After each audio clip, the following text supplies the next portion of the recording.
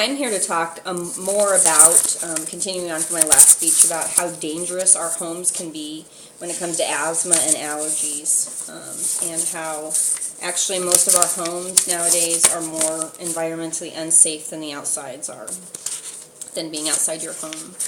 In the New York Amsterdam News, asthma is stated as being similar to blowing up a balloon and then constricting the air. And that's why people can't breathe when they've got asthma and they have problems breathing.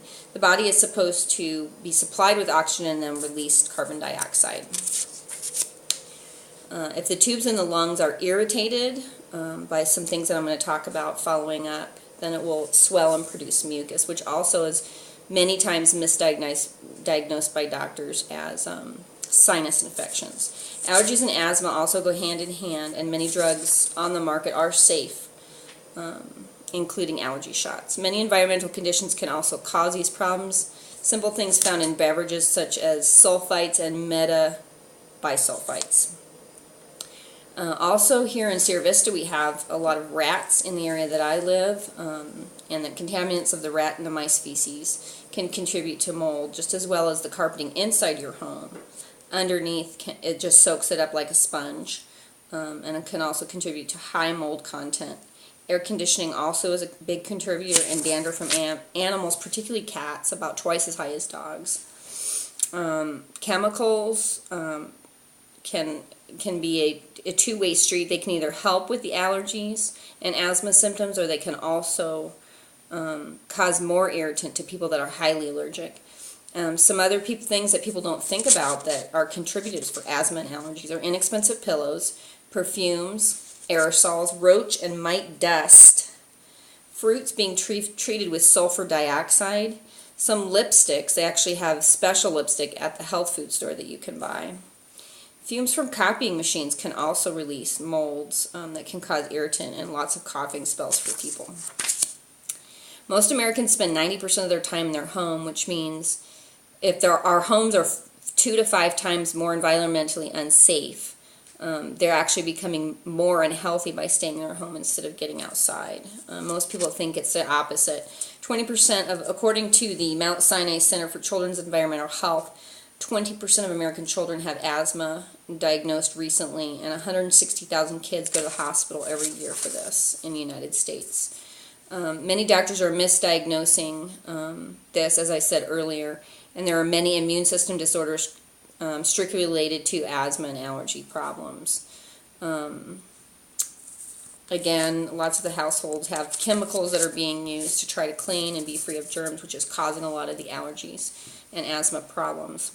After carpets are installed, they're like sponges for dirt, mold, spores, and dust mites. Chemicals to clean, as I said earlier, often cause more problems for the allergy and asthma victim. Spectre says that there's, in the environmental magazine, says that there's a special company that makes a particular kind of carpet that's helpful for not soaking up the mold, and it's called Atlanta-based Interface carpet, and you can find that link at www.interfacefloor.com. And again, as I said before, they have environmentally safe carpets.